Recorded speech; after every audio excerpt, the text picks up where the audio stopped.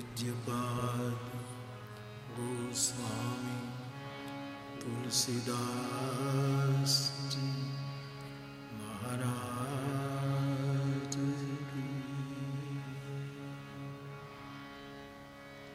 पहाड़ी।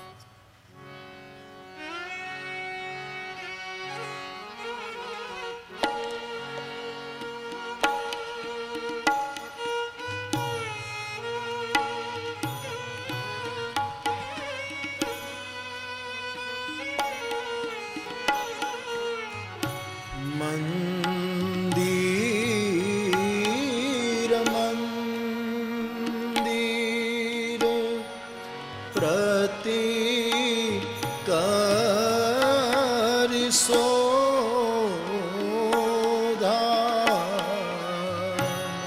मंदिर मंदिर प्रति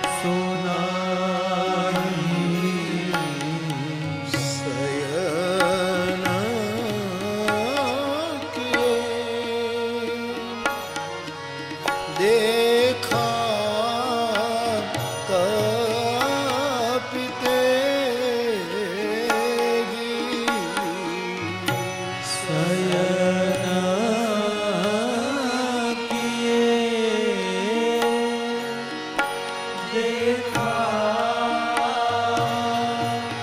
कपीते ही मंदिर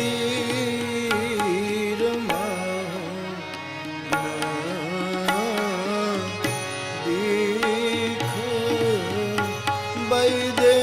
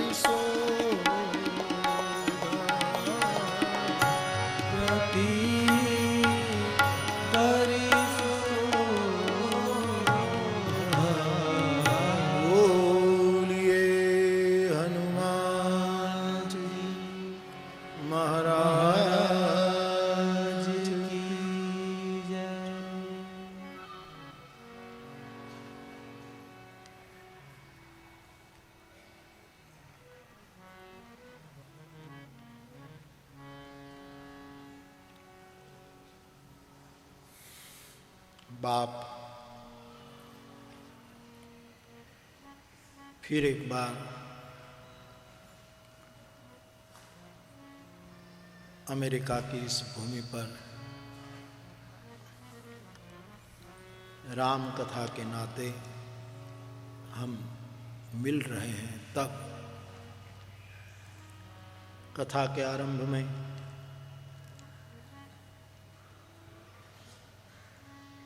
उपस्थित पूज्य स्वामी जी महाराज,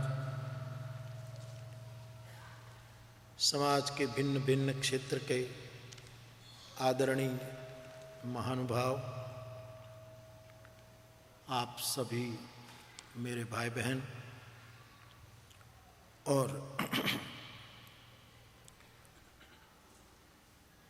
यदि हुआ तो कल से या जब हो ये कथा एक दिन बाद संसार में टेलीकास्ट होगी और उस समय सुनने वाले देश विदेश के सभी श्रोता भाई बहनों को व्यासपीठ से मेरा प्रणाम। तीसरी बार इस नगर में भगवान की कथा गाने का अवसर प्राप्त हो रहा है। हमारे रमेश भाई और उनके परिवार का बहुत सालों का ये मनोरथ था कि बापू एक बार हमें पूरी कथा हम ही करें, हमें एक अवसर दिया जाए। आज ये योग बन गया और इस बहाने हम सब फिर एक बार मिल रहे हैं। आप सबका स्वागत है। मैं सोच रहा था कल वैसे मैं यहाँ आ रहा था, तब सोच रहा था कि इस बार वॉशिंगटन में मानस के किस विषय पर हम और आप मिलकर भगवत चर्चा करें। तो बस मन में ये आया कि मानस मंदिर पर भगवत चर्चा हो, और आप भी अभी अभी अपने वक्तव्यों में 20 साल पहले कोई मंदिर का वो शिलान्यास हुआ था, उसका जिक्र कर रहे थे। उसके बाद आप लोगों ने बहुत से मंदिर निर्माण किए, बहुत बहुत धन्यवाद। लेकिन मैं आपको जिस मंदिर के बारे में मानस के आधार पर 9 दिन के लिए कुछ कहने जा रहा हूँ, वो मंदिर की मेरी व्यासपीठ की 3 परिभाषा है। वैसे तो रामचरितमानस में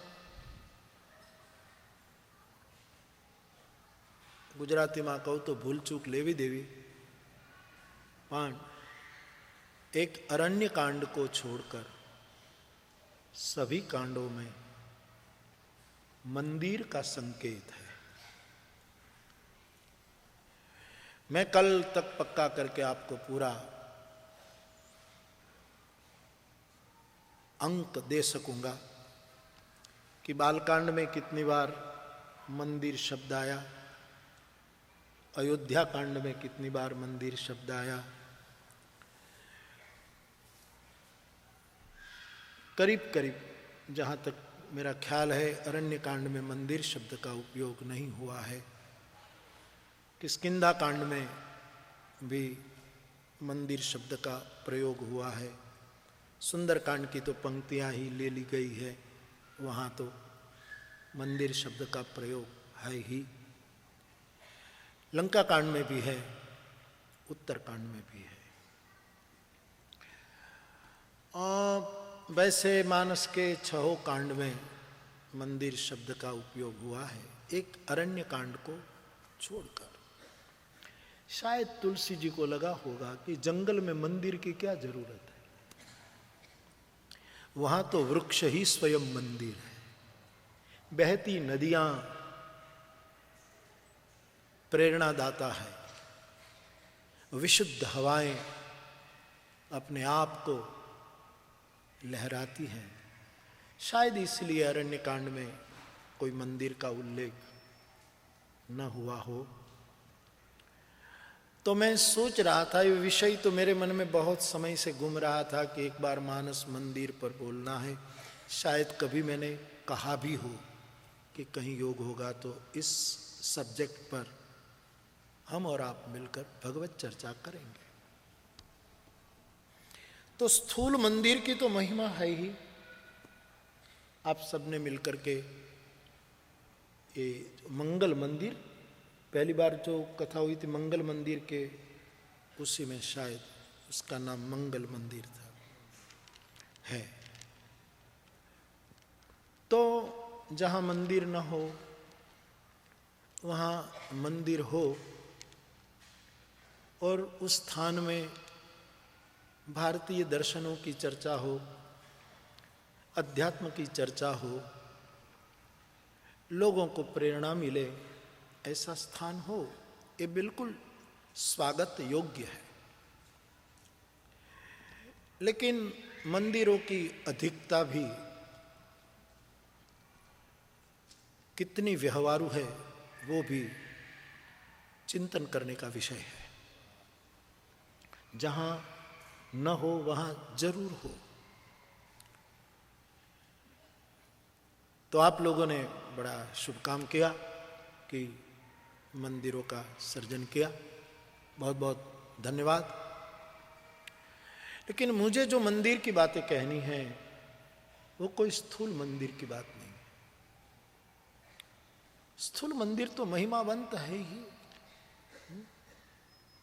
अवश्य, लेकिन मेरे मन में जब मानस मंदिर, जरा स्लो भैया, आपको सबको सुनाई देता है ना? सुनाई देता है ना? हाँ या ना कहो ना, मुझे पता। हाँ तो ठीक है, बस बस। तो एक तो मेरी दृष्टि में ये मानस, रामचरितमानस स्वयं एक मंदिर है। ये जो रामायण है, ये रामचरितमानस का जो ग्रंथ है, वो मेरी दृष्टि में चलता फिरता स्वयं, जिसको कभी जीर्णोद्धार की जरूरत नहीं पड़ेगी, न चंदा एकत्रित करने की जरूरत पड़ेगी, न कभी पाटोत्सव मनाने की जरूरत पड़ेगी, ऐसा एक शाश्वत चलता फिरता मंदिर है जो ये रामचरितमानस। एक मेरी दृष्टि में मंदिर है ये मानस मंदिर स्वयं। दूसरा, मानस का अर्थ होता है मन। मानस मानी आदमी का मन। हमारा मन भी एक मंदिर है।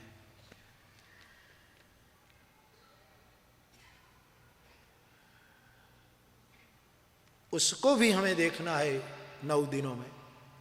और तीसरा, रामचरितमानस में मंदिर शब्द का प्रयोग जहां जहां हुआ है उसके पीछे कौन कथा पड़ी है,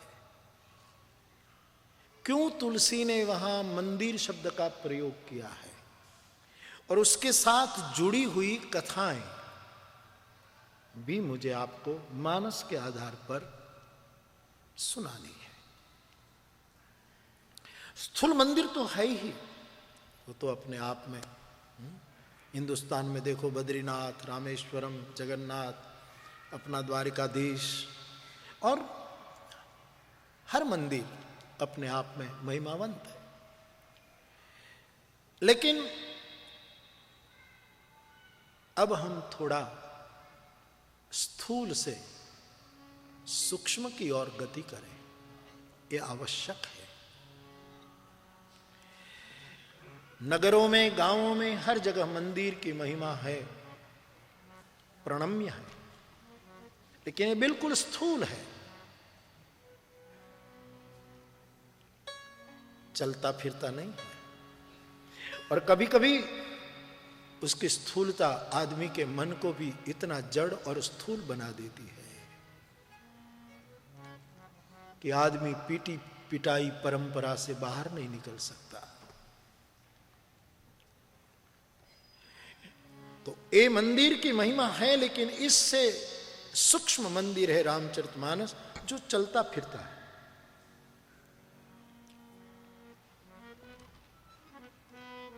कुछ दिन पहले ये मंदिर अमरनाथ में था, आज वॉशिंगटन में है। कुछ दिनों के बाद श्रीलंका चला जाएगा। एक घूमता रहता है मंदिर।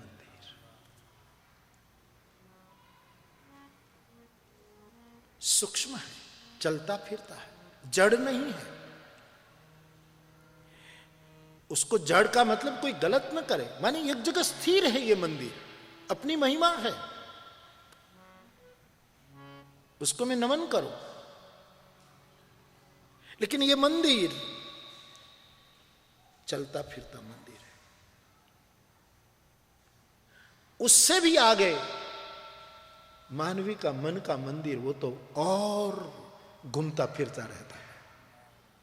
खबर नहीं, मिनटों में, क्षणों में ये मंदिर की ध्वजा कहां कहां फैलती रहती है।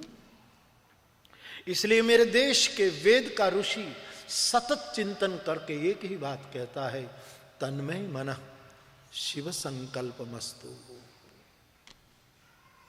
मन और सूक्ष्म है और जिससे हमारे मन को बोध हो, मोरे मन प्रबोध जेहि होई, ऐसी राम कथा के घटनाएं, प्रसंग जहां जहां मंदिर शब्द के साथ जुड़ी है, उसकी और सूक्ष्म दृष्टि से हम चर्चा करें तो स्थूल मंदिर की महिमा करते हुए मेरी व्यासपीठ रामचरितमानस का ये विषय मानस मंदिर, इनमें तीन दृष्टि से देखने की कोशिश करेगी। एक तो मानस, एक ग्रंथ स्वयं मंदिर, दूसरा हमारा और आपका मन मंदिर, और तीसरा मानस के प्रसंगों के साथ जहां जहां मंदिर शब्द है उसके पीछे प्रसंगों की सूक्ष्मता, तात्विकता।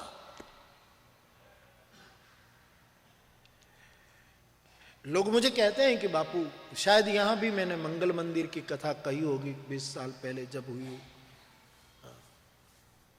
तब शायद सब प्रसंग लिए होंगे, पूरी कथा कही होगी, खबर नहीं। लेकिन अब आप जानते हैं कुछ सालों से मेरी व्यासपीठ कोई प्रसंग लेकर, कोई पात्र लेकर, कोई सूत्र लेकर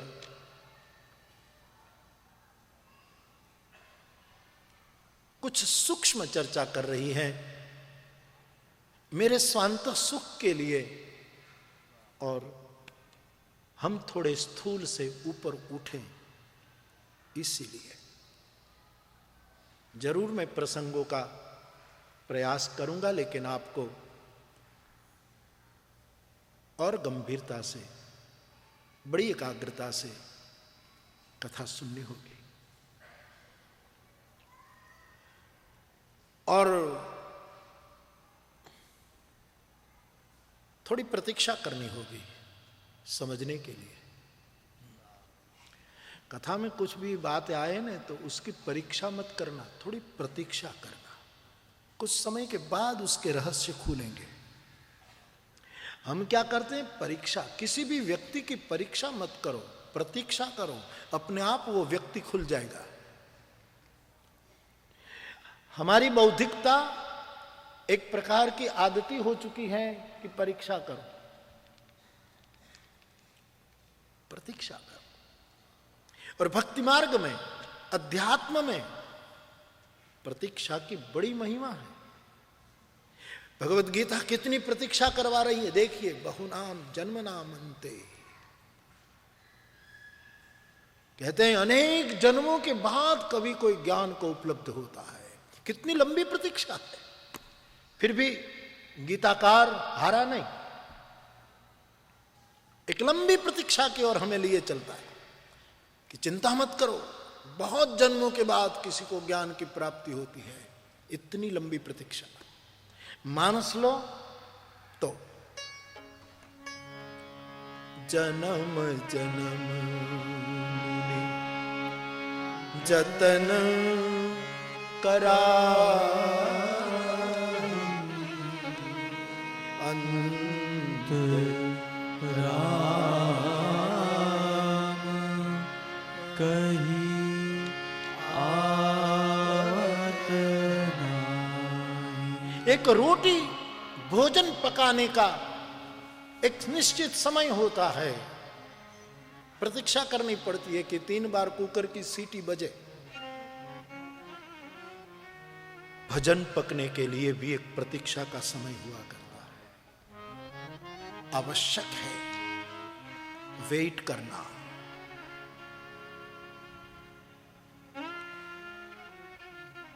मेरे मन में एक बात उठ रही है, सो कहूं। एक सम्राट ने, एक राजा ने अपने दीवान को बुलाकर कहा कि भाई इस बार जब वसंत ऋतु आएगी तब हमारे राज्य में कोयल बोलेगी ना? पूछा प्रश्न। पूरा दरबार भरा हुआ कि कोयल कुंजन करेगी, बोलेगी तो ना जब बसंत आएगी। दीवान ने कहा, महाराज क्या बात कर रहे हैं, आपका राज्य है, मैं आपका दीवान हूं। कोयल की क्या विसात है कि न बोले हमारे राज्य में? मैं अध्यादेश जारी करूंगा, आप उस पर साइन कर दीजिएगा। कोयल न बोले मेरे सम्राट के राज्य में? चिंता छोड़िए आप। राजा खुश हुआ दीवान की बात से, लेकिन उसको संतोष नहीं हुआ। कहा ठीक है, धन्यवाद दीवान जी, आपने मेरी बात को तुरंत उठाया, बहुत बहुत धन्यवाद।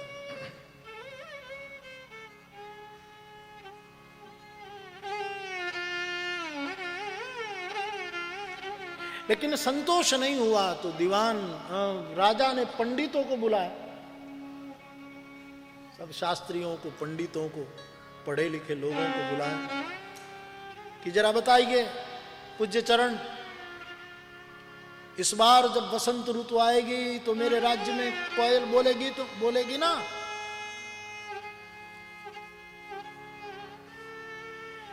पंडितों ने कहा, हम शास्त्रों का श्लोक बोलकर आदेश करेंगे। ऐसा आदेश, ऐसा उपदेश, शास्त्राज्ञा करेंगे।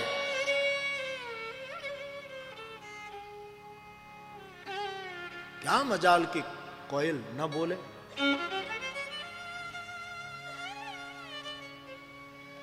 प्रणाम किया पंडितों को कि धन्यवाद, आपने मुझे सहयोग किया। लेकिन राजा को संतोष नहीं हुआ।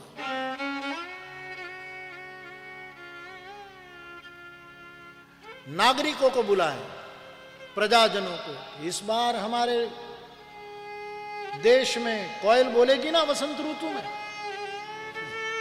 राजन, हम मतदान करेंगे, बहुमती से आपके पक्ष में वोटिंग करेंगे, और एक मुद्दा पर कि कोयल को बोलना चाहिए। क्यों न बोले, सभी वोट आपकी ओर होंगे।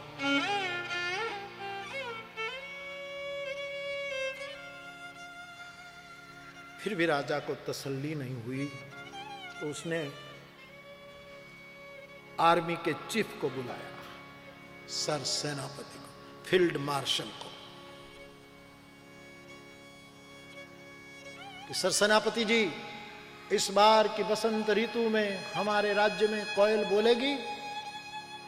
अरे क्या बात करते हो, मैं हुक्म करूंगा आर्मी के जवानों को, शस्त्र सज्ज आर्मी के जवान मार्च करेंगे, कोयल न बोले?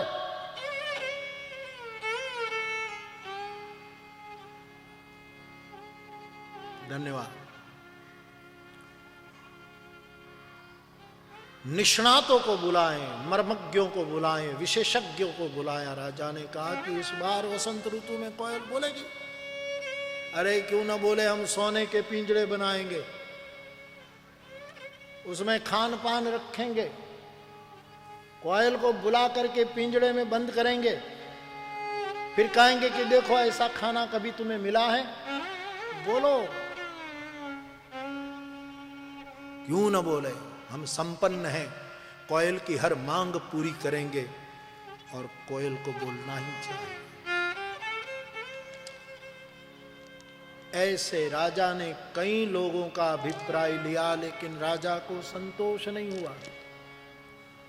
तब एक जागरूक संत, कोई एक महापुरुष, जिसके संग में आदमी कुछ समय रहे तो वृत्ति बदल जाए, ऐसा पहुंचा हुआ महापुरुष।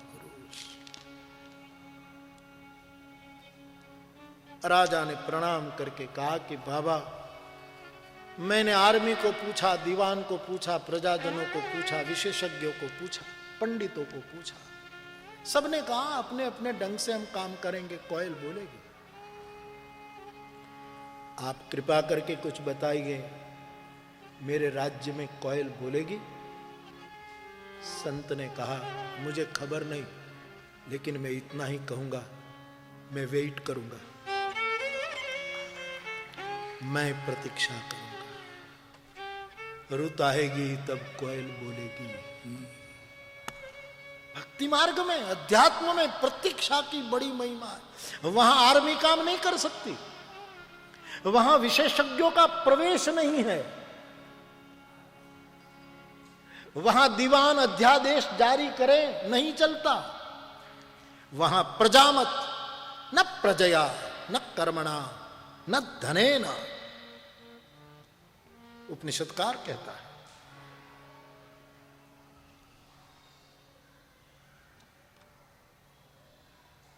कोयल बोलेगी प्रतीक्षा करने से, प्रतीक्षा करे। रुत आएगी, कोयल बोलेगी। मेरे भाई बहन, कभी वाल्मीकि जैसी कोकिल, वंदे वाल्मीकि कोकिलम, कविता की शाखा पर बैठकर आरूह्य कविता शाखा, वंदे वाल्मीकि कोकिल, जंतम राम रामेति मधुरम मधुराक्षरम आरूह्य कविता। कोयल बोलेगी लेकिन प्रतीक्षा करनी होती है मेरे भाई बहन।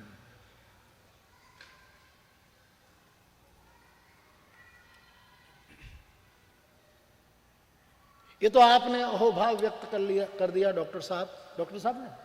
अच्छा, कि बापू ने न्यूयॉर्क में परिक्रमा की, वॉशिंगटन में व्हाइट हाउस में परिक्रमा की, फिर क्रेमलिन रशिया में भी। मेरा मनोरथ था अवश्य। मैंने चंद्रकांत भाई को जब मैं आया तब मैंने कहा कि मेरी एक इच्छा है कि यदि कोई सिक्योरिटी और कोई बाधा न हो तो मुझे व्हाइट हाउस की परिक्रमा करनी है। और फिर हमने की उस समय, इतने सालों पहले, यूनाइटेड या यूनो की बिल्डिंग न्यूयॉर्क में। मेरा एक मनोरथ था, जैसे मंदिरों के लोग परिक्रमा करते थे, मेरी इच्छा थी कि मैं एक बार इनकी परिक्रमा करूं।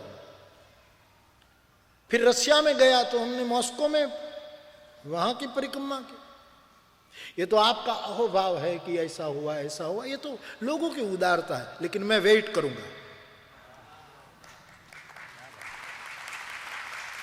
मैं प्रतीक्षा करूंगा, कोयल बोलेगी। यहां किसी का किया हुआ कभी विफल नहीं होता।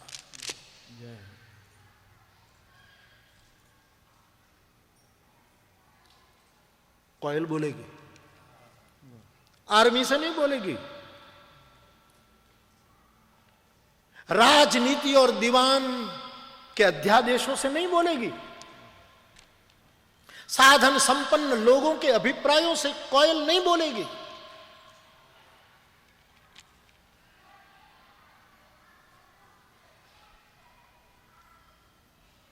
मैं उलझनों में हूं इतनी बोलियों से, मैं उलझनों में हूं इतनी बोलियों से, और वो क्या क्या कह गया खामोशियों से। मैं उलझनों में हूं इतनी बोलियों से।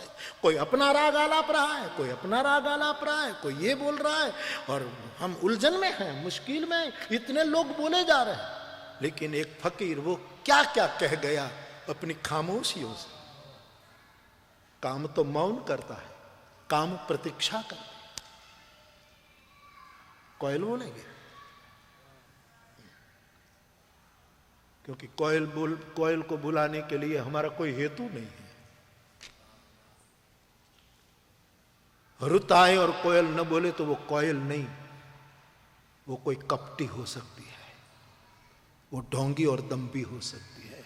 हमारे गुजराती में लिखा है, रुत आए न बोलिए तो हैया फाट मरा, घन घमंड नभ गर्जत घोरा। जब रुत आती है तो कौन नहीं बोलता। एक समय आता है साहब, योग बनता है। हमारे वेद में लिखा है, उषा काल में और संध्या काल में मरुदगण घूमते हैं पूरे विश्व में। इसलिए मेरा देश का वेद का ऋषि मरुदगणों की बहुत स्तुति करता है वेद में। उनके दो समय है बाप। जिन्होंने अनुभव किया उनको पूछो, अथवा तो अनुभव न किया हो तो कम से कम शास्त्र में जिसका प्रवेश है, इन ऐसे पंडितों को, आदरणीय महानुभावों को पूछो। सुबह का समय और संध्या के समय 7 मरुदगण पूरे विश्व में चक्कर लगाता है। 7 उनकी संख्या है। रंग बेरंगी गाय के ये संतान है। रुद्र उनका बाप है।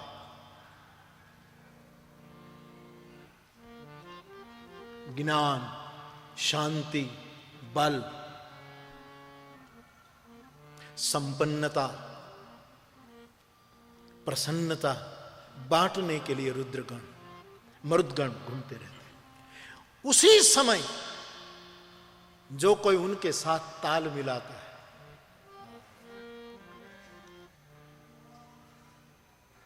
वो विश्व में बहुत कुछ काम कर जाता है। मेरे भाई बहन,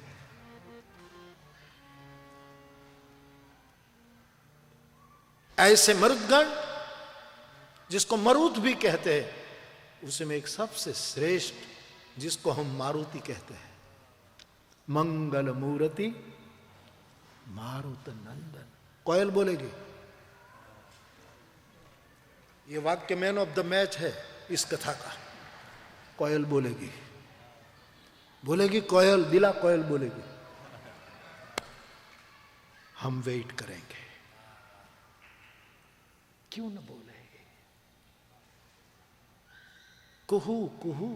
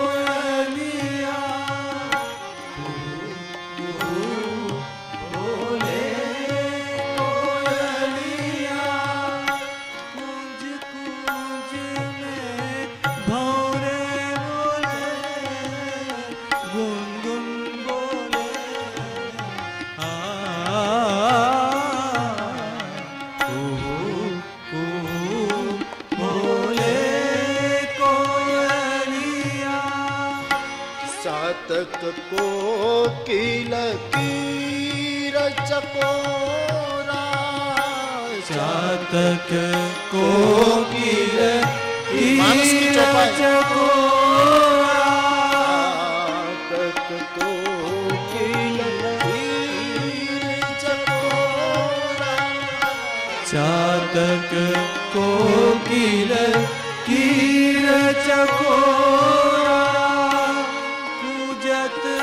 बिहग नटत कलमोरा, कूजत बिहग नटत कलमोरा, चौकुहू बोले कोयलिया। और कथा अनेक प्रसंगा, और कथा अनेक प्रसंगा, बहु वर्णन विहंगा, कुहू बोले कोयलिया। तो अध्यात्म में परीक्षा नहीं होती साहब, प्रतीक्षा होती है, वेट करना होता है। गीता ने कहा बहुत जन्मों के बाद, रामायण भी कहती है अनेक जन्मों के बाद, एक भोजन पकने में अपना निश्चित समय लेना ही पड़ता है, प्रतीक्षा करनी पड़ती है। अध्यात्म में, भजन में प्रतीक्षा की बहुत जरूरत है। तो कुछ बातें हम जरा और सूक्ष्मता से सोचे मानस से, कि मन मंदिर क्या है, ये मानस मंदिर क्या है, और मानस के प्रसंगों में जहां मंदिर शब्द जुड़ा है उसका तात्विक अर्थ क्या है। इसके लिए आपको और गंभीरता से जरा ज्यादा एकाग्रता से कथा का श्रवण करना होगा। तो इसलिए मैं इस कथा के लिए मानस मंदिर विषय पसंद कर रहा हूं। आइए सुंदरकांड की फिर इन पंक्तियों का हम सब गान करें। मंदिर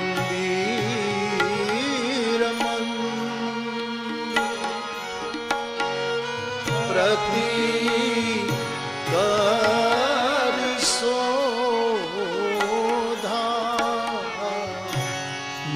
गाइए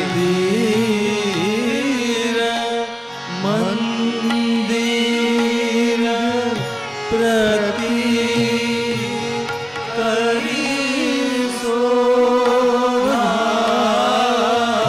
देखे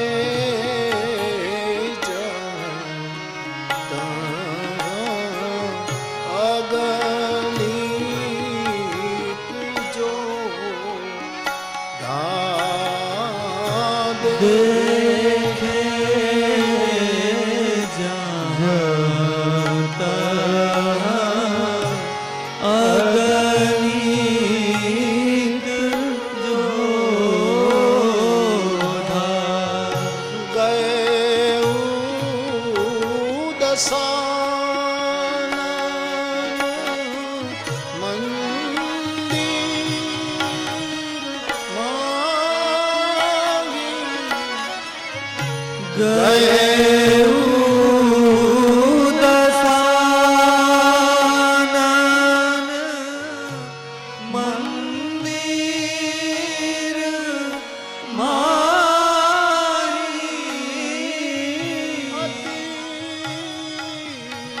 विचित्र कहीं जात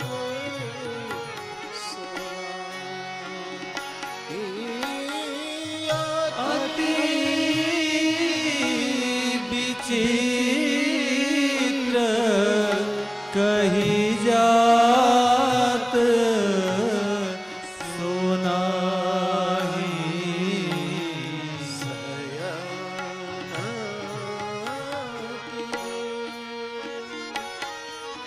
देखा कपिते शयन किए देखा कपीते मंदिर महु न दीख बैदे मंदिर मौन दीखी बैदे मंदिर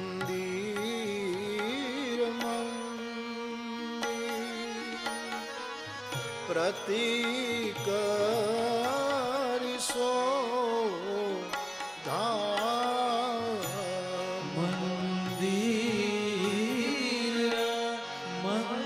मंदिर पति करी शोधा देखे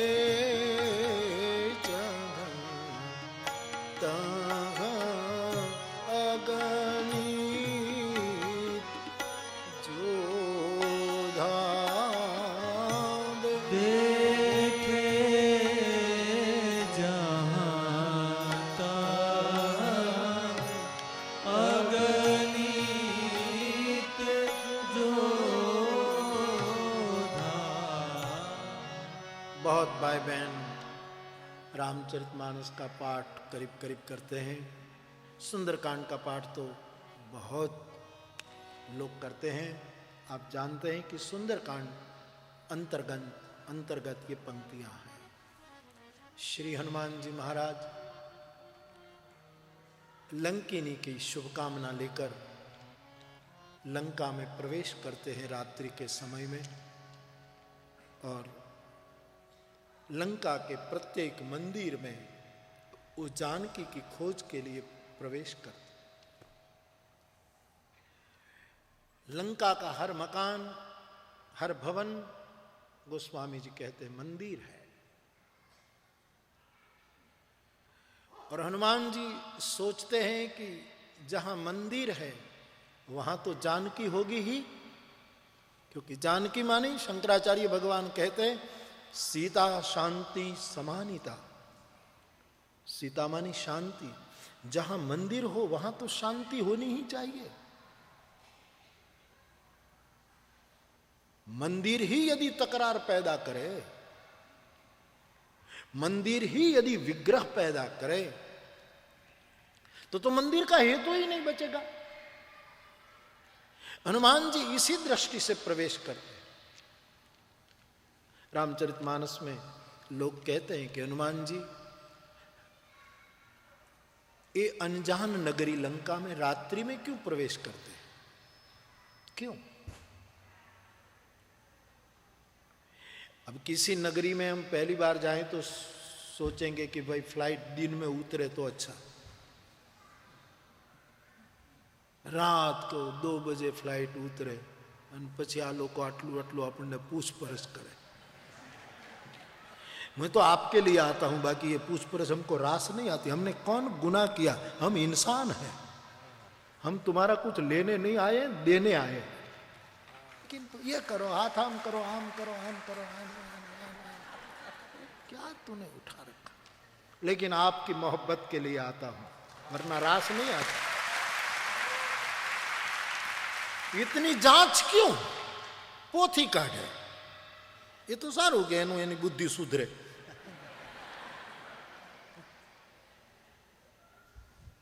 कुछ वस्तु रास नहीं आती, लेकिन उसका भी आनंद ले लेते हैं। चलो,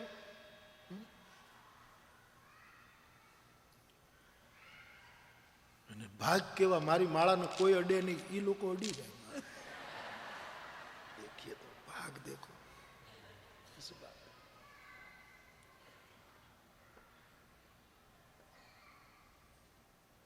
कहने का अभिप्राय मेरे भाई बहन, जहां मंदिर है वहां तो शांति होनी। तो हनुमान जी रात्रि में क्यों प्रवेश करते? हनुमान जी ने विश्व को एक संदेश दिया, हनुमान जी ने विश्व को एक विचार दिया कि किसी भी व्यक्ति के जिंदगी को, जीवन को पूर्ण रूपेण देखना है तो दिन के उजाले में मत देखो, रात के अंधेरे में देखो कि वो क्या कर रहा है। दिन के उजाले में तो सोसाइटी हमको सभ्य बनाए रखती है, समाज का डर हमें सभ्य बनाए रखता है, सोसाइटी का डर है। रात के अंधेरे में क्या है?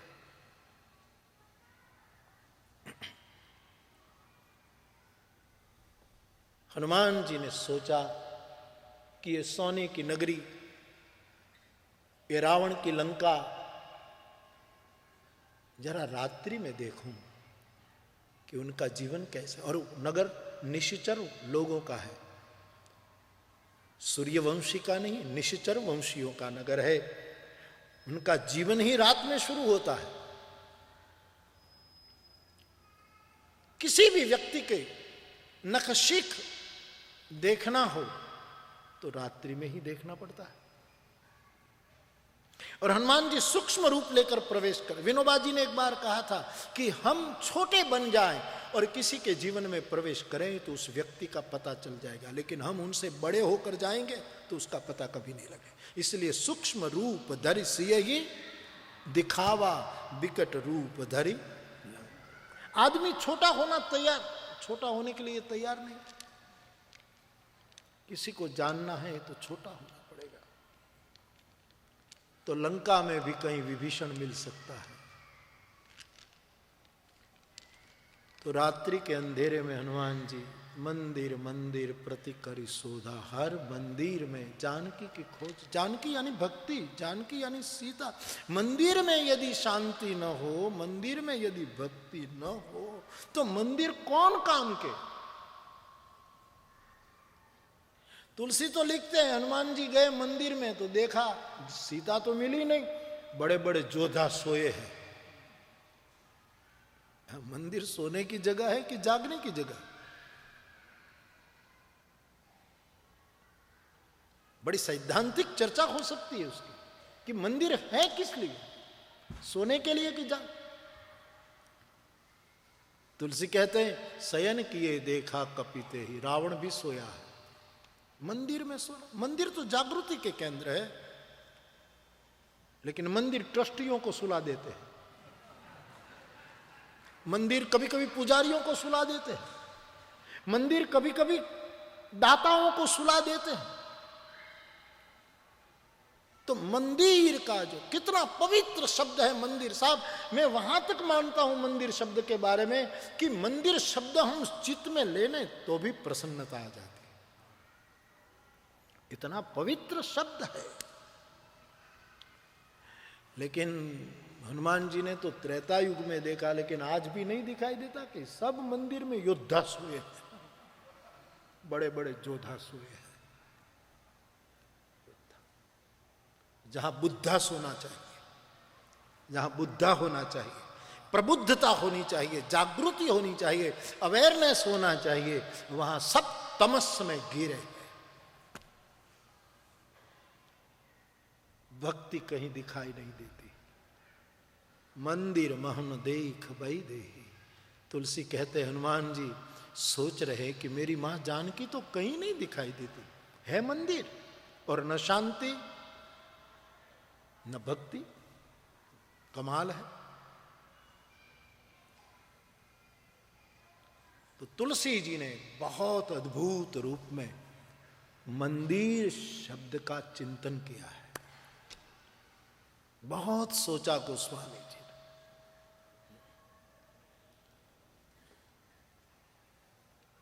शब्दकोश में भी मैंने देखा कि मंदिर शब्द के कितने कितने भगवत गोमंडल, कि एक मंदिर शब्द के कितने कितने अर्थ होते हैं, किन किन प्रयोजन से मंदिर शब्द का प्रयोग होता है। 9 दिन हमारे पास है, कल से 8 दिन बहुत शांति से सोचेंगे, जरा भी हड़बड़ी नहीं है।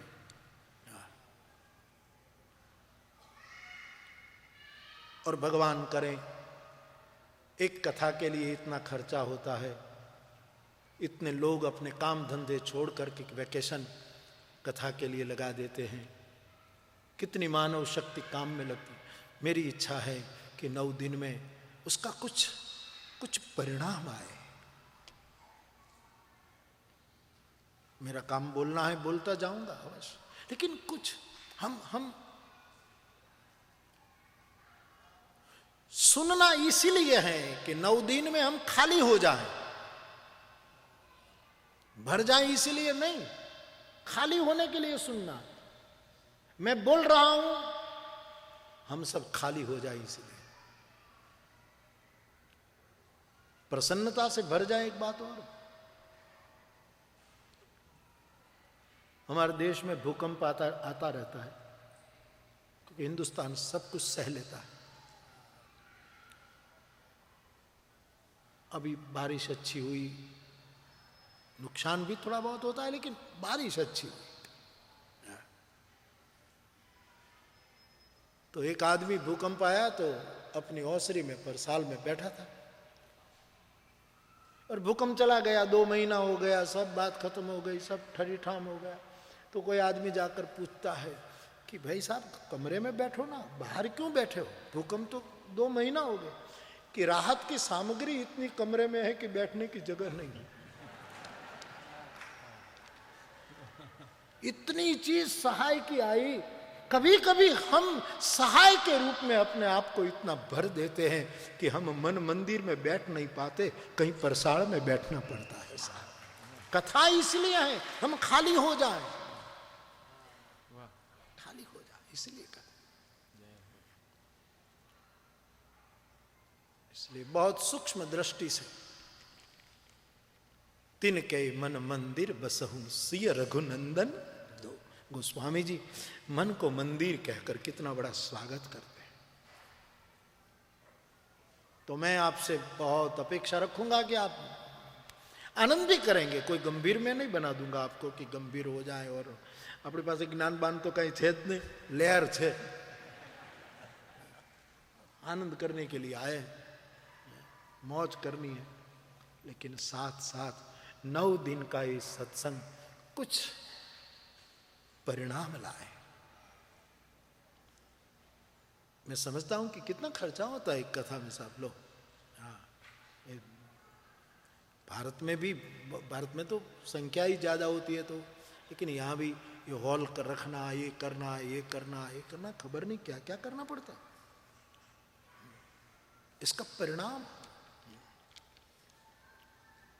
सुनते सुनते हम खाली हो जाए, सब कुछ हमारा मिट जाए, और जो कभी मिट नहीं सकेगा, कोई मिटा नहीं सकता, वो एक तत्व ही बचे, बाकी सब मिट जाए।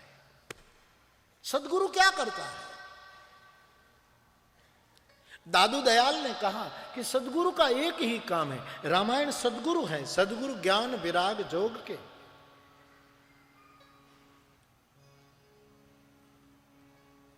काट देता है आदमी को, सब निकाल देता है।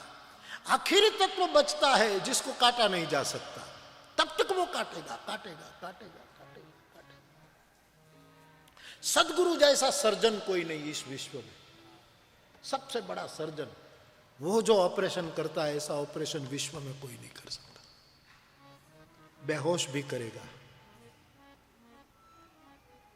और एक सर्जन पर जितना भरोसा रखना पड़ता है, इनसे कई गुना भरोसा सदगुरु पर करना पड़ता है।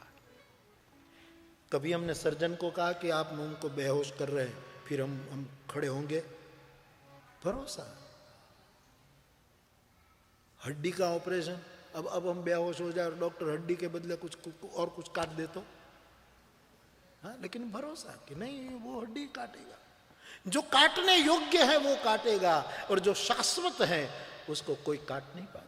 बहुत बड़ा सर्जन है सदगुरु।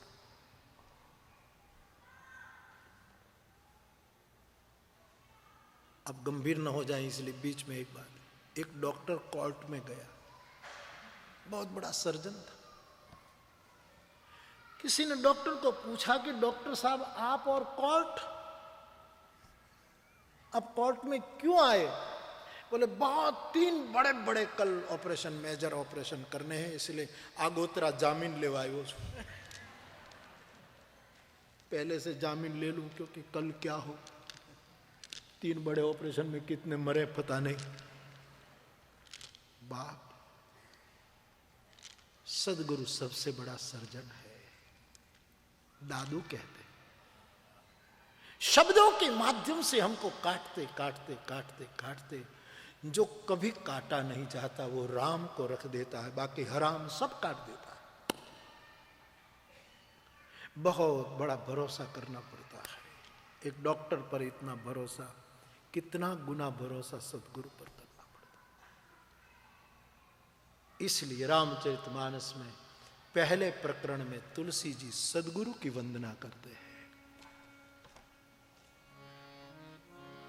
वर्णानाम अर्थ संगानाम रसानाम छंदसामपि मंगलानां च कर्तारौ वंदे वाणी विनायको भवानी शंकरो वंदे श्रद्धा विश्वास रूपिणो याभ्यां विना न पश्यन्ति सीता स्वान्तस्तमीश्वरम् वंदे बोधमयं नित्यं गुरुं शंकर रूपिणम् यमाश्रितो हि वक्रोऽपि चंद्र सर्वत्र वंदौ गुरुपद कंज कृपा सिंधु नर रूप हरि महामोह तम पुंज जासु वचन रवि कर निकर। गणेश की वंदना विवेक के लिए की और सरस्वती विनय के लिए की। मानस में जिसको प्रवेश करना है, अध्यात्म में जिसको प्रवेश करना है, उनकी वाणी में विनय हो और उनके हृदय में विवेक हो। वंदे वाणी विनायक। और बिल्कुल प्राकृत भाषा में राम कथा का आरंभ करते हुए तुलसी जी सबसे पहले गुरु वंदना लिखते हैं आइए आप सब गाते हैं गुरु वंदना, हम सब मिलकर के रामचरितमानस का बालकांड का प्रथम प्रकरण गुरु वंदना, जिसको मेरी व्यासपीठ मानस गुरु गीता कहती है। बंदऊ गुरु पद पदुम परागा, सुरुचि सुवास सरस अनुरागा, अमिय मुरीमय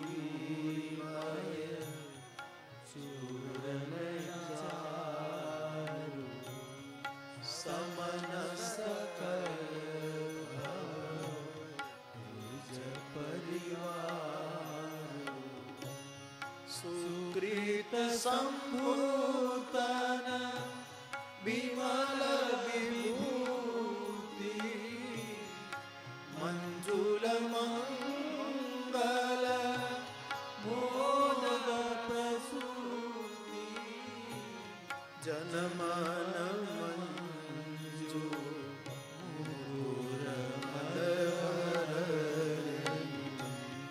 किए तिलक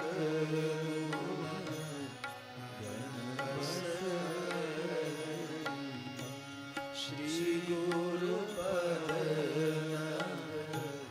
मनियन ज्योति, सुमिरत दिव्य दृष्टि होती, दलन मोहतम सोस प्रकाशु, बड़े भाग उर आवहि जासु, उधरहि विमल विलोचन लीके, मिटहि दोष दुख भवरजनी,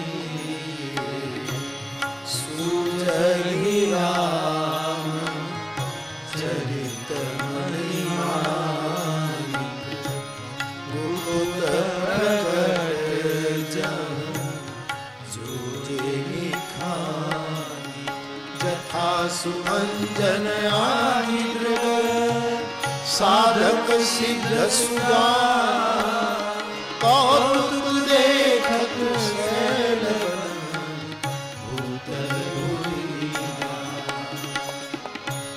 गुरुपद रचल मृदु मंजूर अंजन, नयन द्रग दोष विभंजन, तेहि करि बीमार विवेक विलोचन, वर्णउ राम चरित भवोचन, बंदउ गुरु पद पदुम परागा, सुरुचि सुवास सरस अनुरागा, बंदउ गुरु पद पदुम परागा। गुरु वंदना में गोस्वामी जी ने सबसे पहले गुरु के चरण की वंदना की है। मैंने कई बार आपको ये बात सुनाई है, केवल स्मृति करा रहा हूं कि गुरु के चरण की वंदना, इसका मेरा मतलब है गुरु के आचरण की वंदना। चरण मानी आचरण। क्यों मेरा देश, क्यों भारतवर्ष गुरु पद पंकज पूजता 14 लोक पूजा है, ऐसा क्यों बोलता है? नास्ति तत्वम गुरु परम, ये वाक्य हमारे देश में क्यों आया? हमने उनकी चरण की पूजा की। चरण माने इनका आचरण, उनकी कृति, उनकी वृत्ति, उनकी हमने वंदना की। गुरु के 2 चरण हैं, एक उनकी वृत्ति, दूसरी उनकी कृति। दोनों से ये गति करता है। ऐसे भागवत जी में लिखा है महत्पादरजो अभिषेकम, इनके चरण की रज हमें कहां से कहां पहुंचा सकती है। मैं अभी 2 दिन पहले अमेरिका के एक वार्तालाप में भी मेडिसन में या एक दूसरी जगह कह रहा था कि गंगा में आदमी स्नान करे तो उसके पाप समाप्त हो जाते हैं। मैं अंधश्रद्धालु आदमी नहीं हूं, फिर भी मेरी पूरी निष्ठा है कि गंगा में स्नान करने से पाप जाए ही जाए, अवश्य जाए। गंगा में स्नान करे और पाप न जाए, मैं बहुत दृढ़ता के साथ मानता हूं, चाहे कोई कुछ भी कहे।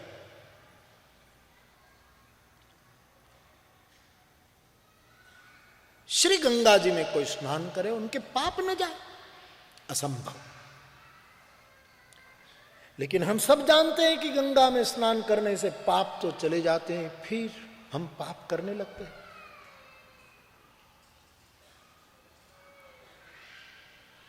हाथी के स्नान जैसा है, फिर धूल सूंड से मस्तक पर डाल देते। पाप तो जाते ही हैं। गंगा पाप का नाश कर सकती है, वृत्ति का नाश नहीं कर पाती, वृत्ति बनी रहती है। वृत्ति का नाश तो महत्पादरजो अभिषेक। कोई प्रबुद्ध महापुरुष, कोई जागरूक व्यक्ति जो आचरण से जीता है। गांधी जी को, महात्मा गांधी बापू को क्यों विश्व में इतना आदर मिला? 2 अक्टूबर को पूरे विश्व ने अहिंसा दिन मनाने की घोषणा की। स्वागत है इस घोषणा का। पूरे विश्व में 2 अक्टूबर गांधी जी के जन्मदिन को अहिंसा दिन के लिए पूरे विश्व ने सर्वानुमति से यह निर्णय। और कल आपकी कांग्रेस में भी, यहां के सेनेटर की कांग्रेस में भी, जब हिंदू प्रार्थना, ऋग्वेद की प्रार्थना करने की जब उसके प्रेसिडेंट ने, अध्यक्ष महोदय ने, स्वागत है साहब इस बात का। लोकसभा में भारत में कब ऋग्वेद की प्रार्थना होगी मुझे पता नहीं, लेकिन यहां हुआ। कल मुझे कटिंग बता रहे थे एक अंग्रेजी अखबार, और कहते हैं कि कुछ वडीलों ने थोड़ा विरोध भी किया कि भाई यहां हिंदू प्रार्थना। तब अध्यक्ष महोदय ने जो जवाब दिया कि उस देश के ऋग्वेद की प्रार्थना हो रही है जिस देश ने विश्व को गांधी दिया है, जिसने अहिंसा का पैगाम दिया। मैं स्वागत करता हूं इस बात का। ऋग्वेद कोई एक धर्म की बपोती थोड़ी है साहब। ऋग्वेद तो पूरे विश्व का विचार ग्रंथ है, प्रज्ञा का पुस्तक है विश्व का। गांधी जी को क्यों इतना आदर लोग देते हैं? मेरा जीवन ही मेरा संदेश है। आचरण, चरण की पूजा का मतलब है सद्गुरु के आचरण की पूजा। आचरण में यानी चरण में आ, इसका मतलब तू भी ऐसे आचरण में आ जा, तू भी ऐसे आचरण में तेरी कृति और वृत्ति को रख। तो हमारे यहां गुरुजनों की चरण की वंदना, क्योंकि चरण गतिशील है, भक्ति गतिशील होनी चाहिए, डबरा न बन जाए, बंधियार न बन जाए, पीटी पिटाई बात न बने। गुरु की वंदना गोस्वामी जी ने मानस में की।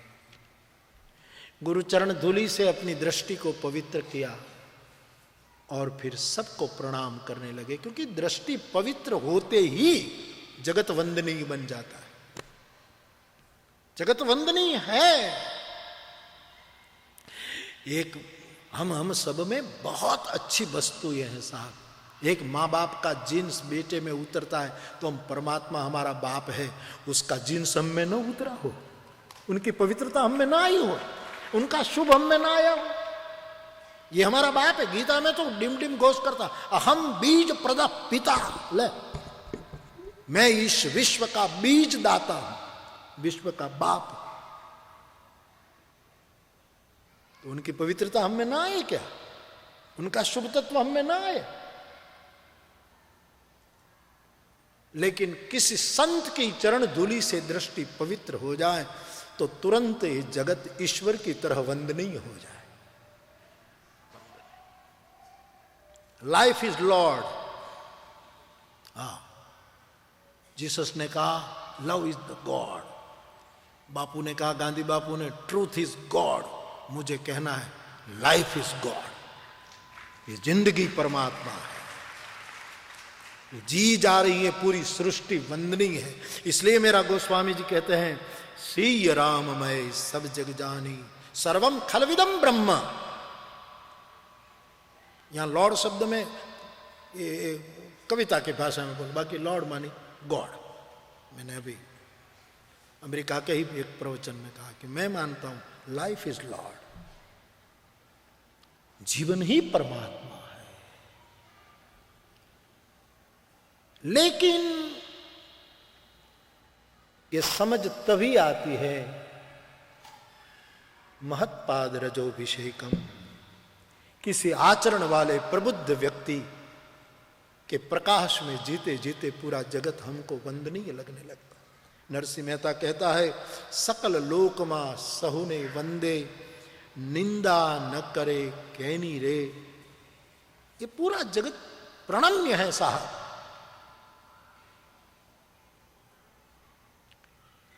तो गोस्वामी जी ने सदगुरु की चरण धूल से अपनी आंख को पवित्र करते ही पूरे जगत को प्रणाम करना शुरू किया और आखिर में कहा, सीय राममय सब जग जानी। ये पूरा जगत, दुर्जन सज्जन दुष्ट इष्ट, सबकी वंदना। आप जानते हैं प्रकरण में सबकी वंदना गोस्वामी जी। क्या हम इतना नहीं सीखेंगे कि हम भी सबको प्रणाम करना सीखें? वंदे निंदे ना। नकारात्मक शक्ति 50% भी हकारात्मक हो जाए तो विश्व की कई समस्याओं का समाधान हो जाए। कितनी शक्ति हम नकार में निकाल देते हैं, वो हकार में यदि हो जाए, जगत वंदनीय है। मैंने तो कई बार कहा, फिर यहां भी कहूं, कभी कोई मुझे पूछते हैं क्या आपको भगवान का दर्शन हुआ, तो मैं कहता हूं नहीं हुआ। नहीं हुआ तो कहता हूं नहीं हुआ, सीधी बात है, हुआ ही नहीं साहब। सही में लोग श्रद्धा से कुछ न कुछ सोचते हैं कि बापू तो न बताई तो बधी वातो बधी ऊंडी बूढ़ी का ही नहीं थी, थ्याज न थी। हकीकत नहीं हुआ। और न मुझे भगवान के दर्शन करने हैं, मेरी कोई ख्वाहिश नहीं है कि मुझे भगवान के, क्योंकि मेरा जगत ही मेरा परमात्मा है। ये सब ईश्वर है। सबको ईश्वर न माने तो सोचो साहब, उपनिषद के सूत्र का खंडन हो जाएगा। पूरा ब्रह्मांड परमात्मा है।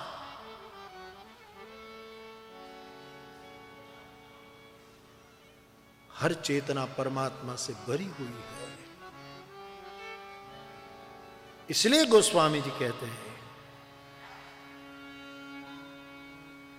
सीय राममय सब जग जानी, करऊं प्रणाम चोरी चुक पानी। सबको प्रणाम करो। प्रणाम करने में कितनी समस्या हल हो जाती है साहब। बहू सुबह शाम सास को 2 बार प्रणाम करे ना साहब, कितनी समस्या उकेल जाए। एक बार 8 दिन के लिए तो प्रयोग करो, केवल 8 दिन। रोज सुबह में बहू सास को प्रणाम करे, बाप प्रणाम, मॉम मम्मी प्रणाम, रात को सोने से पहले प्रणाम। शांडिल्य कहते हैं, प्रणाम करना चूक जाते हैं, वो अवसर चूक जाते हैं। एक बहुत बड़ा चित्रकार था, उसने एक विचित्र चित्र चित्रित किया, बड़ा विचित्र चित्र, न कभी सोचा न जाना ऐसा चित्र। एक व्यक्ति का चित्र है, लेकिन उसका चेहरा बालों से ढका हुआ है। पूरा चेहरा अपने घुंघराले बाल से बिल्कुल आवृत ढका हुआ। इतना सुंदर लाइव चित्र, लेकिन चेहरा बालों से ढका हुआ। और विचित्रता और भी बढ़ गई, उनके पैरों में पंख है। उस आदमी के चित्र का चेहरा बालों से ढका हुआ है और पैरों में पंख है।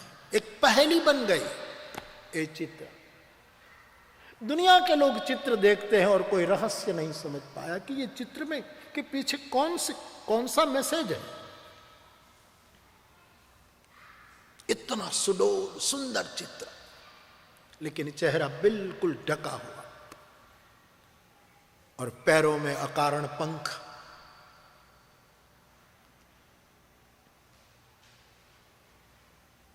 किसका चित्र होगा ये? क्या संदेश है इसके पीछे? लोग अंदाज करते रहे, सही जवाब नहीं मिला। आखिर में कुछ समझदार लोगों ने उस चित्रकार का ही संपर्क किया कि भाई साहब, हम हैरान हैं, जरा बताओ कि चित्र के पीछे आपका हेतु क्या है? चेहरा क्यों ढका हुआ और पैरों में पंख क्यों? बहुत प्यारा जवाब दिया। ये चित्र समय का चित्र है। समय,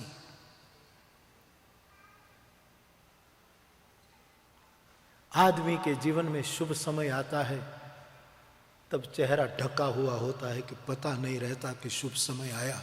और जब जागृति आती है तो समय को पंख लग जाती है, समय निकल जाता है। साहब, जीवन में सुनहरा समय जब आता है तब चेहरा ढका हुआ होता है, और जब अनावृत होते हैं, अक्कल आती है, तब पंख लग जाती है, समय निकल। इसलिए समय है, उसी में हरि नाम ले लो, उसी में कुछ इस जगत को प्रणाम कर लो। शांडिल्य कहते, प्रणाम करना चुके उसने समय गंवाया।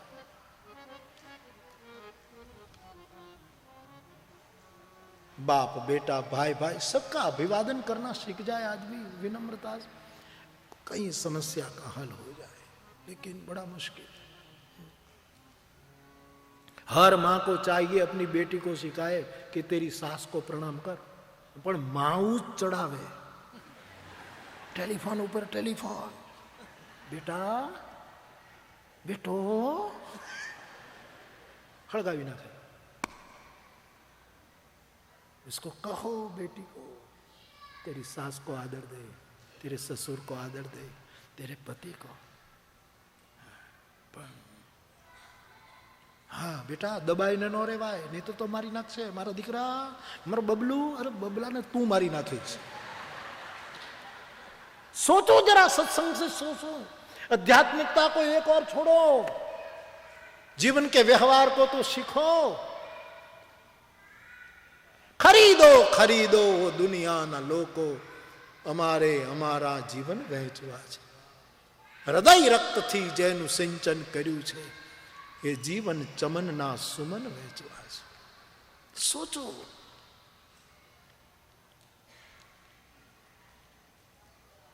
हम और आप प्रणाम करना न भूले।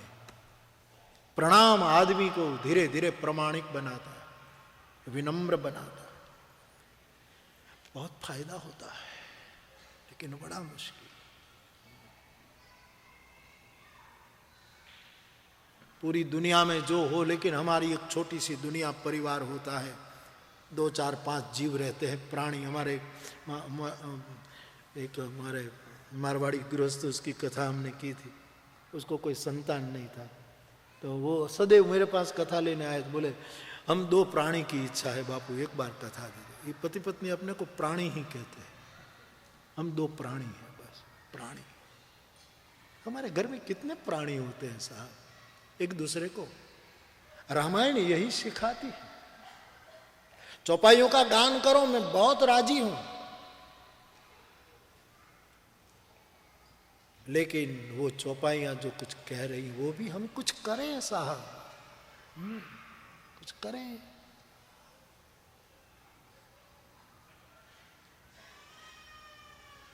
प्रिय सत्य सबको कहना चाहिए। बेटा हो, बेटी हो, भाई हो, बहन हो, श्रोता हो, वक्ता हो, जीवन में कितना फर्क आएगा।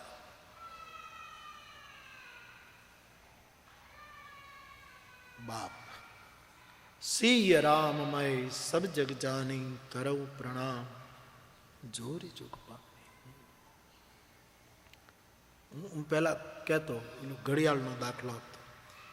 घड़ी जो होती है ना, उनमें 3 कांटे होते हैं ना। अब की घड़ियों में हो ना हो, लेकिन 3, 1 सेकंड का कांटा, 1 मिनट को संकेत करे वो कांटा, और एक कलाक वाला, ठीक है।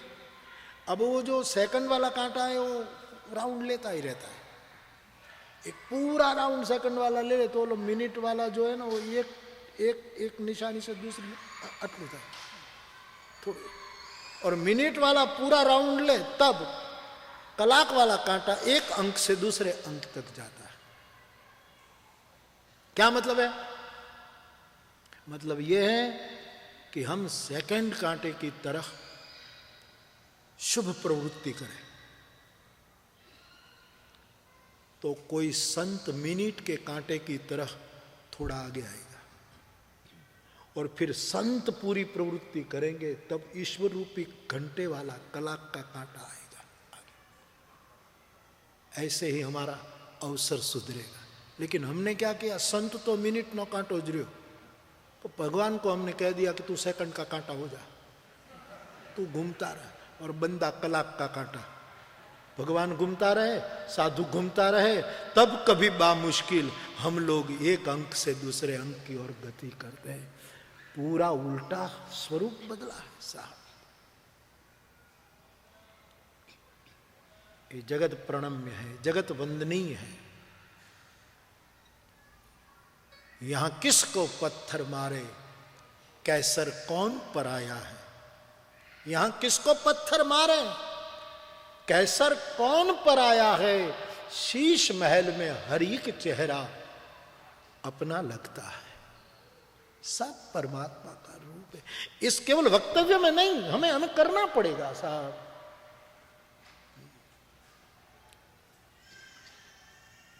तेरे मेरे हाथ में पत्थर, मैं भी सोचूं तू भी सोच, तेरे मेरे शीशे का घर मैं भी। माधव सिंह सोलंकी लोकसभा में शेर कह लो।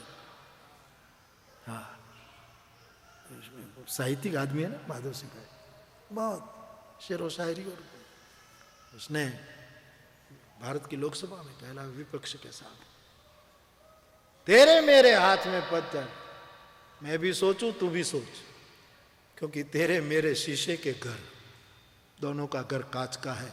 मैं भी सोचूं तू भी सोच, हर एक चेहरा मुझसा लगता है। सीय सर्वम खलविदम ब्रह्मा। तुलसी ने दृष्टि प्राप्त करके पूरे जगत को प्रणाम किया है। पूरा जगत जगदीश है, लाइफ ईश्वर है, जीवन ही जगदीश है। जीवन ही, ये जगत ही जग जीवन है। भगवान का नाम एक जग जीवन है ना, जग जीवन, जगत ही जग जीवन है।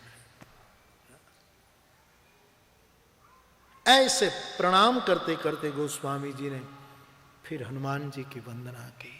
महावीर बिन बहु हनुमाना, राम जासु जस आप बखाना। प्रणव पवन कुमार, खलबन पावक ज्ञान घन। जासु हृदय आगार, बसहि राम सर चाप धर।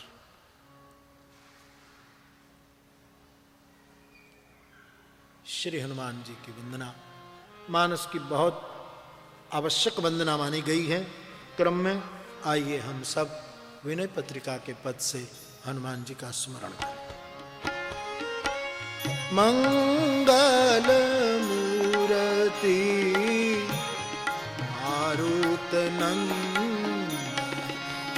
मंगल मूर्ति मारुत नंदन। सकल अमंगल मूल निकंदन, सकल अमंगल मूल निकंदन।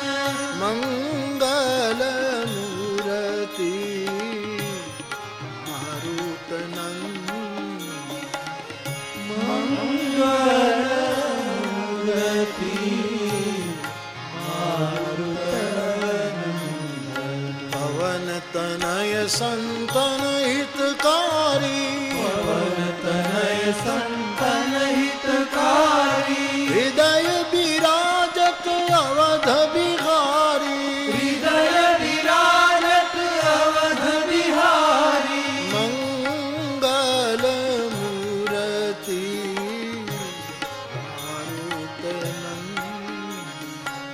मंगल मूर्ति मारुत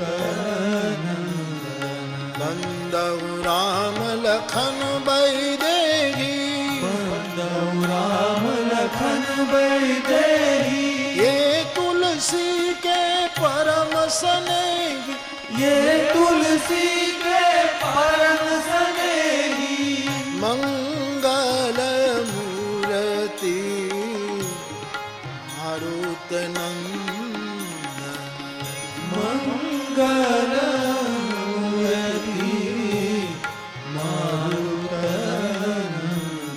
सकल अमंगल मूल निकंदन, सकल मंगल मूल निकंदन, मंगल मूर्ति मारुत नंदन, मंगल मूर्ति मारुत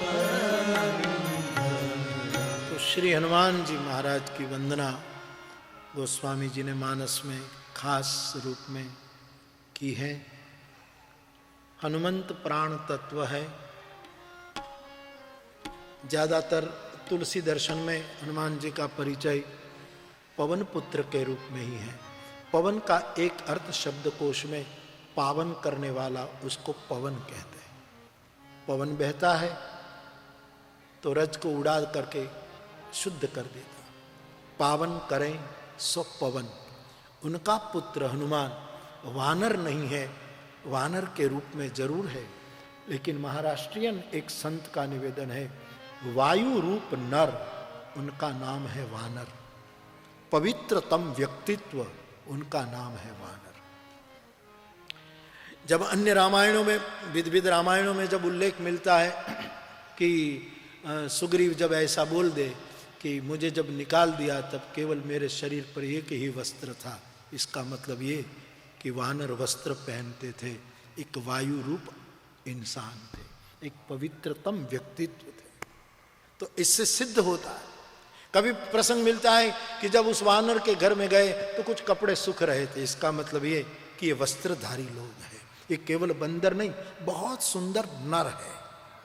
ऐसे हनुमान जी बहुत प्यारे परम तत्व, पावन तत्व है, प्राण तत्व है। हनुमान जी की वंदना गोस्वामी जी ने की है। प्रभुत्व को प्राप्त किया हुआ तत्व हनुमंत है, जिसने प्रभु को प्राप्त किया। हमारे एक जैन महात्मा है, उसने बहुत अच्छी बात लिखी कि नदी रेगिस्तान में चली जाए, कोई नदी बहती बहती रण प्रदेश में रेत में समाप्त हो जाए तो उसने अपना अस्तित्व मिटा दिया, रण में खत्म हो गई। लेकिन वो नदी यदि कोई बहुत बड़ी गटर हो उसमें चली जाए तो उसने अपना व्यक्तित्व खत्म कर दिया। रण में चली जाए तो अस्तित्व समाप्त, गटर में चली जाए तो व्यक्तित्व, लेकिन वो नदी यदि समंदर में मिल जाए तो प्रभुत्व को प्राप्त कर लेती है।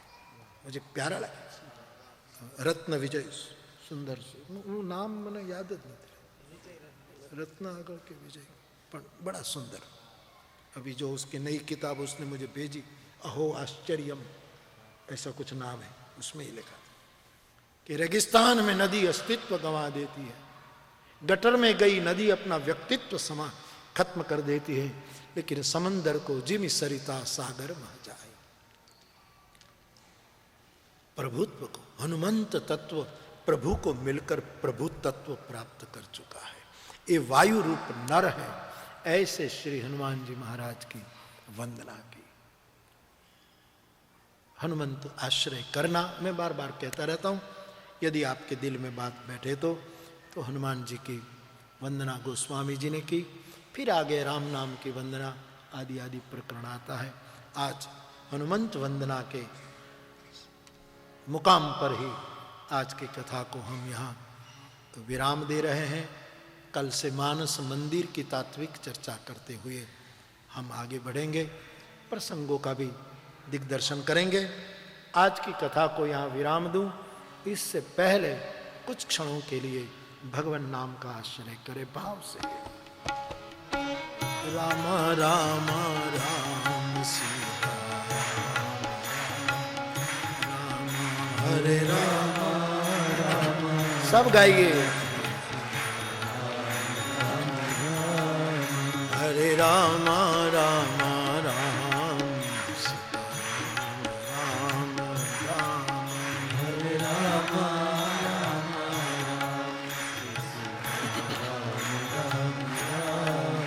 हरे राम राम राम सीता राम राम, हरे राम राम राम सीता राम राम राम, हरे राम राम राम सीता राम राम, हरे राम राम सीता राम राम राम, हरे राम राम राम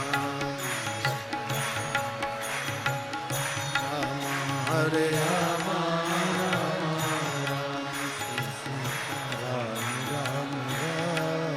हरे राम राम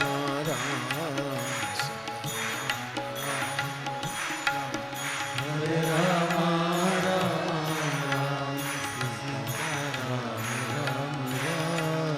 हरे राम राम राम सीता राम राम, हरे राम राम राम सीता राम राम राम, हरे राम राम राम सीता राम राम, हरे राम राम राम सीता राम राम राम, हरे राम राम राम सीता राम राम, हरे राम राम राम सीता राम राम, हरे राम राम राम सीता राम राम, हरे राम राम सीता राम राम, हरे राम राम हरे राम राम राम सीता राम, हरे राम राम राम सीता राम राम, हरे राम राम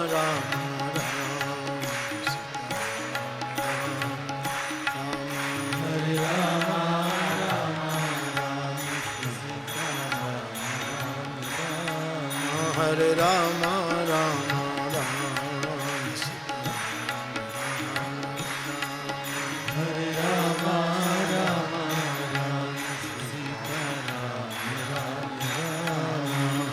राम राम सीता राम,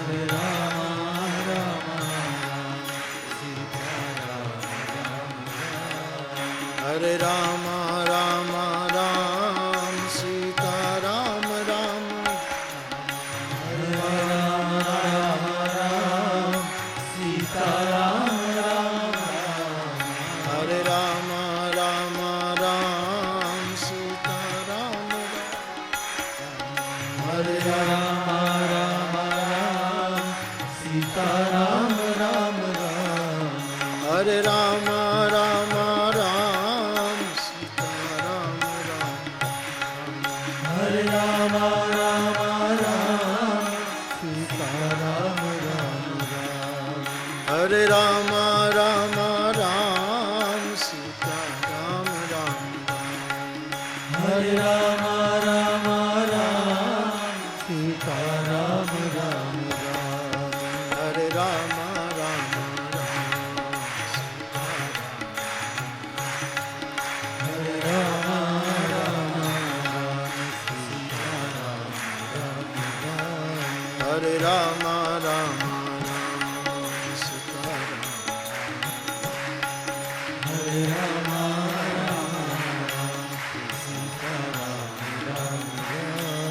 हरे राम राम राम सीता राम, हरे राम राम हरे राम राम राम सीता हरे राम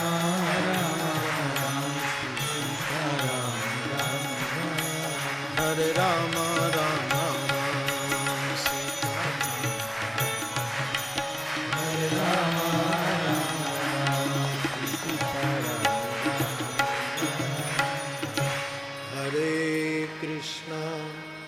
हरे कृष्णा कृष्णा कृष्णा हरे हरे, हरे राम राम राम हरे हरे, हरे कृष्णा कृष्णा कृष्णा हरे हरे, हरे राम राम राम हरे हरे, हरे कृष्णा कृष्णा कृष्णा हरे हरे, हरे राम राम राम हरे हरे। पवन तनय संकट हरन मंगल मूरति रूप लखन सीता सहित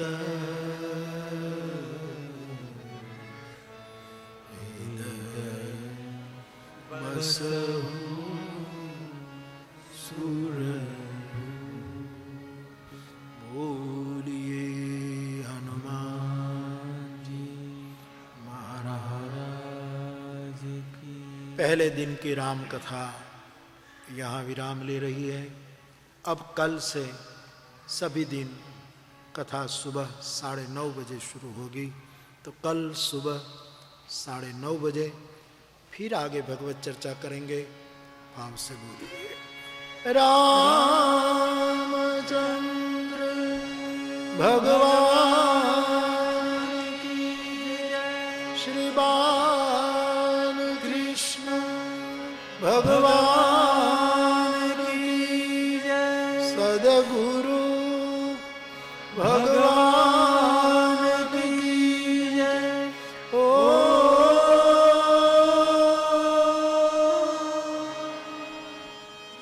नमः